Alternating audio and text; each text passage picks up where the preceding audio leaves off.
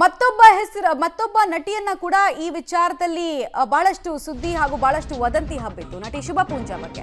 ನಟಿ ಶುಭ ಪೂಂಜಾಗೂ ಕೂಡ ರೇಣುಕಾಸ್ವಾಮಿ ಅಶ್ಲೀಲ ಸಂದೇಶವನ್ನು ಕಳಿಸಿದ್ದಾರೆ ಅಂತ. ಯಾವುದೇ ಅಶ್ಲೀಲ ಸಂದೇಶ ನನ್ನ ಪರ್ಸನಲ್ ಖಾತೆಗೆ ಬಂದಿಲ್ಲ ಅನ್ನೋದನ್ನ ಶುಭ ಪೂಂಜಾ ಅವರು ಕೂಡ ಹೇಳ್ತಾ ಇದ್ದಾರೆ. ನನ್ನ ಹೆಸರಲ್ಲಿ ಅನೇಕ ಫ್ಯಾನ್ ಪೇಜ್ಗಳಿದ್ದಾವೆ.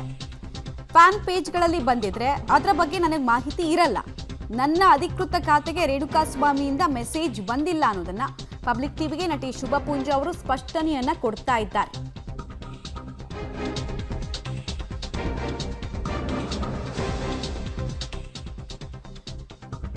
ಆರೋಪಿ ಪ್ರದೋಷ್ ರೇಣುಕಾಸ್ವಾಮಿ ಮೇಲೆ ಹಲ್ಲೆ ಮಾಡಬೇಕಾದ್ರೆ ಬರೀ ಪವಿತ್ರ ಗೌಡಗೆ ಮಾತ್ರ ಮೆಸೇಜ್ ಮಾಡಿರಲಿಲ್ಲ, ಇವರಿಬ್ಬರಿಗೂ ಕೂಡ ಮೆಸೇಜ್ ಮಾಡಿದ್ರು. ಹಂಗಾಗಿ ನಂಗೆ ಜಾಸ್ತಿ ಸಿಟ್ಟು ಬಂತು, ಹೊಡೆದೆ ಅಂತೆಲ್ಲ ಜಸ್ಟಿಫಿಕೇಶನ್ ಕೊಡೋ ಸಂದರ್ಭ ಇತ್ತು. ಬಟ್ ಇದಕ್ಕೆ ಈಗ ಇಬ್ಬರು ನಟಿಯರು ಕೂಡ ರಿಯಾಕ್ಷನ್ ಕೊಟ್ಟಿದ್ದಾರೆ. ಶುಭ ಪೂಂಜಾ ಅವರ ರಿಯಾಕ್ಷನ್ ಕೂಡ ನೀವು ನೋಡ್ತಾ ಇದ್ರಿ, ಇನ್ಸ್ಟಾಗ್ರಾಮಲ್ಲಿ ಅವರು ಹಾಕೊಂಡಿದ್ದಾರೆ.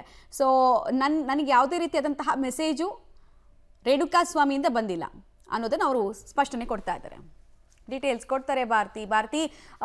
ಒಂದ್ ಕಡೆಗೆ ಶುಭ ಪೂಂಜಾ, ಇನ್ನೊಂದು ಕಡೆಗೆ ರಾಗಿಣಿ, ಇಬ್ರು ಕೂಡ ಈ ವದಂತಿ ಕುರಿತು ತಳ್ಳಿ ಹಾಕೋ ಕೆಲಸವನ್ನು ಮಾಡಿದ್ದಾರೆ. ಏನೇನೆಲ್ಲ ಪೋಸ್ಟ್ ಮಾಡಿದ್ದಾರೆ, ಒಟ್ಟು ಪೋಸ್ಟ್ನ ಸಾರಾಂಶ ಏನು? ಹೌದು, ಶುಭಾ ಕೂಡ ಜೊತೆಗೆ ರಾಗಿಣಿ ಇವರು ರೇಣುಕಾಸ್ವಾಮಿಯಿಂದ ಯಾವುದೇ ರೀತಿ ಅಶ್ಲೀಲ ಸಂದೇಶ ಮೆಸೇಜ್ ಬಂದಿಲ್ಲ ಅಂತ ಇಬ್ರು ಕೂಡ ತಳ್ಳಿ ಹಾಕಿದ್ದಾರೆ. ಅಂದ್ರೆ ಶುಭಾ ಪೋಸ್ಟ್ ಮಾಡ್ತಾರೆ. ಪೋಸ್ಟ್ ನಲ್ಲಿ ಹೇಳೋ ಪ್ರಕಾರ ಅವರಿಗೆ ಸೆಲೆಬ್ರಿಟಿ ಅಂದ್ಮೇಲೆ ಸಾಕಷ್ಟು ಫ್ಯಾನ್ಸ್ ಪೇಜ್ಗಳು ಅವರ ಹೆಸರಲ್ಲಿ ಕ್ರಿಯೇಟ್ ಆಗಿರುತ್ತೆ.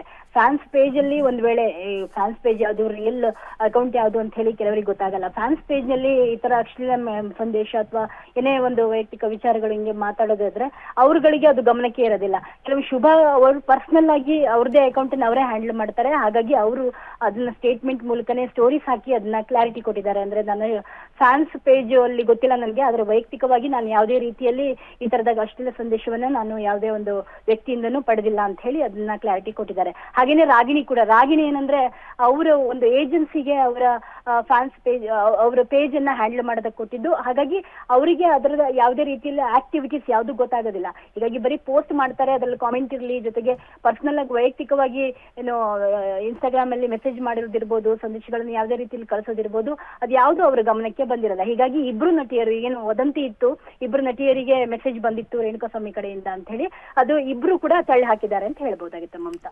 ಆಲ್ ರೈಟ್, ಧನ್ಯವಾದ ಭಾರತಿ ತಮ್ಮೆಲ್ಲ ಮಾಹಿತಿಗಾಗಿ.